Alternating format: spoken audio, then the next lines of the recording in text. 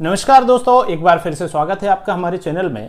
और आज हम बात करेंगे दोस्तों एनजीओ संस्था की। अगर आप एक डायनेमिक वेबसाइट चला रहे हैं, साथ में आप ऐसा क्या नया फंक्शंस उसमें ऐड करें सो दैट आप एक बेहतर और अच्छा संस्था को ग्रो कर सकें, ज़्यादा से ज़्यादा लोगों तक अपनी पहुंच बना सकें, साथ में ज़रूरतमंद को आप एक अच्छी हेल्प भी कर सकें। इस वीडियो में हम दो ऐसे तरीकों को समझने वाले हैं। एक संस्था है, संस्था को जब हम रजिस्टर कराते हैं तो उसके बायलॉज में हम कई सारे ऐसे टॉपिक्स लिख देते हैं जिनके बारे में हम इन फ्यूचर काम करने वाले हैं। फॉर एग्जांपल हमने लिखा एक पर्यावरण संरक्षण, थोड़ा सा हमने स्वास्थ्य के लिए लिखा, थोड़ा हमने साफ सफाई के लिए लिखा, चाइल्ड के लिए लिखा, ऑर्फनेज के लिए लिखा। कई सारे हम ऐसे काम लिखते हैं और जब हम रियल में उस चीज़ के लिए धरातल पर उतरते हैं तो हम काम सभी करते हैं, बट बेहतर है कि हम उसको कौन ऐसा तरीका, एक ऐसा फॉर्मूला लगाएं सो दैट कि हम उससे एक बेहतर लोगों को फायदा भी दे सकें और संस्था का भी प्रमोशन कर सकें। सबसे पहला एक आइडिया हम यहाँ डिस्कस करते हैं, वो है कि हम छात्रों के लिए, स्टूडेंट्स को एक स्कॉलरशिप दे सकें।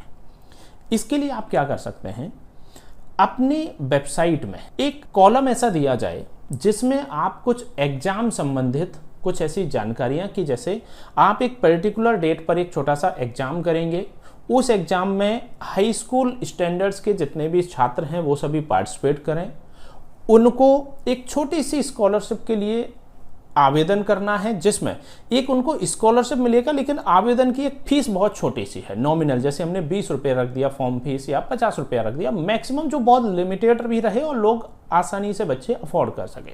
हमने एक 50 रुपये का छोटा सा फॉर्म फिल करवाया छात्रों के लिए। हमने एक 50-50 रुपये करके, मान लीजिए जैसे हमने 100 या 200 छात्रों को एक फॉर्म का डिस्ट्रीब्यूशन रखा। उसमें हमारे पास जो भी एक कलेक्शन होता है उससे हमने एक एग्जाम कंडक्ट कराया और जो भी हमें लगता है, देखिए जब एग्जाम होता है तो हम भी ये चाहते हैं कि जो छात्र सच में एलिजिबल हैं, जो अच्छे हैं, उनको हम एक स्कॉलरशिप दे दीजिए। जैसे 100 बच्चे हैं, हमने 50 रुपये कलेक्शन किया, हमारे पास 50,000 का कलेक्शन बनता है, तो हम क्यों ना ऐसा करें, थोड़ा सा संस्था की तरफ से 2,000 रुपये एक्स्ट्रा ऐड करके, 2,500 रुपये एक्स्ट्रा ऐड करके हमने रखा कि एक स्कॉलरशिप हम बच्चों को देंगे 7,500 रुपये, जिसमें उनकी स्कूल की एक साल भर की फीस इसमें आ जाएगी। तो हमने क्या किया, एक छोटा सा एग्जाम का पूरा फॉर्मूला बनवाया अपनी वेबसाइट में, एडमिशन का सिस्टम रखा, एक ऑटोमेटिक उनको रोल नंबर जनरेट का सिस्टम रख दिया, हमने एक एग्जाम की डेट फिक्स कर दी, बच्चों को बुलाया, एक एग्जाम लिया। और जब उसमें एग्जाम में जो हमें लगा कि बच्चे टॉप कर रहे हैं तो फर्स्ट को हमने 7,500 रुपये दिया। देखिए पैसा हमने उन्हीं छात्रों से लिया, थोड़ा सा अपनी साइड से शामिल किया। 2 बच्चों को हमने, एक को 7,500 दे दिया, एक को 2,500 रुपये दे दिया, उनकी एक की 3 महीने की फीस हो गई, एक की आपकी 1 साल की फीस हो गई। तो कहीं ना कहीं 2 बच्चों का हमने एक एजुकेशन का पूरा बेनिफिट भी दे दिया, साथ में बच्चों का एक मोटिवेशन हुआ कि हम इसमें 8वें रैंक पर आए, 10वें रैंक पर आए, अगला एक एग्जाम होगा तो हो सकता है हम उसमें 2nd रैंक पर आ जाएं, तो बच्चों को थोड़ा मोटिवेशन मिला। संस्था ने चूंकि एक अच्छा काम ऑर्गेनाइज किया, संस्था का भी एक नाम हुआ, आपने उसकी मार्केटिंग करी और संस्था का भी एक छोटा सा जो बजट था वो मेन व्यक्ति ने अपना कुछ कलेक्शन अपनी साइड से डाल दिया, बाकी बच्चों की फॉर्म फीस से कलेक्शन हो गया।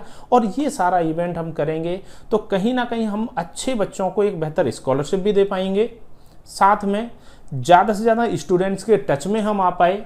कल के दिन जब हम दूसरा कोई एग्जाम कंडक्ट करेंगे या बड़े लेवल पर करेंगे तो हो सकता है हमारी संस्था में और ज़्यादा बच्चे पार्टिसिपेट करें, हम अपने स्कॉलरशिप को भी थोड़ा और बढ़ाया जा सकता है। जो इस समय हम 7,500 रुपये रखे थे, अब हम अगली बार उसमें 15,000 रुपये रख सकते हैं।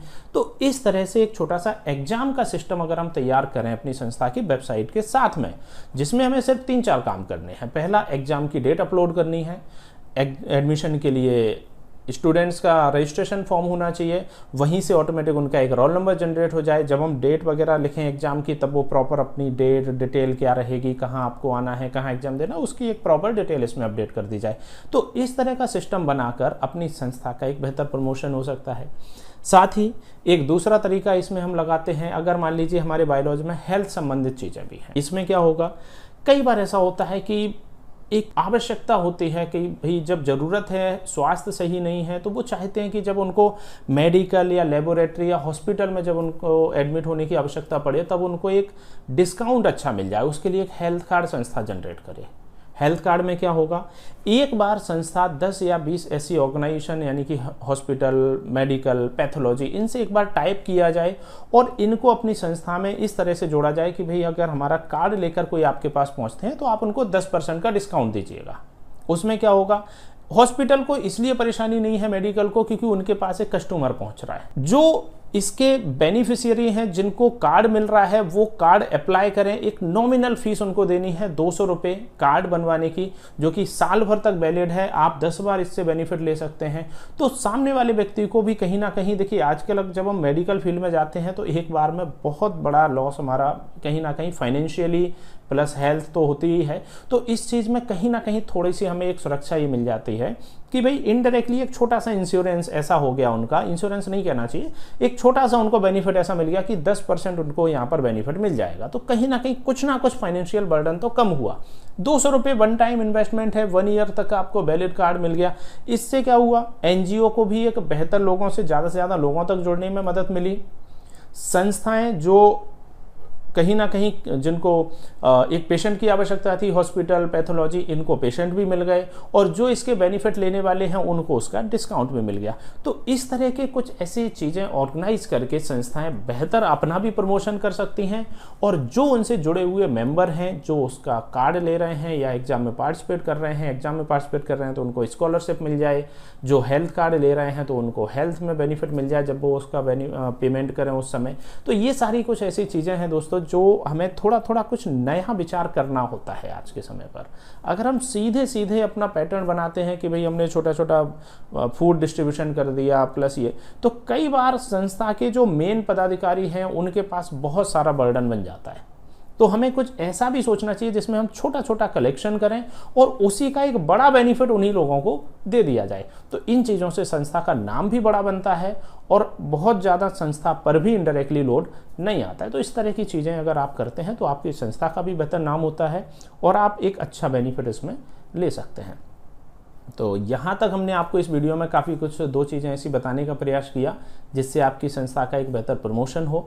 फिर भी अगर आपका कोई क्वेश्चन होता है आप हमें कमेंट सेक्शन में लिखिए। इसी तरह के रेगुलर वीडियो आपको मिलते रहेंगे। चैनल को सब्सक्राइब कीजिए। वीडियो देखने के लिए बहुत बहुत धन्यवाद।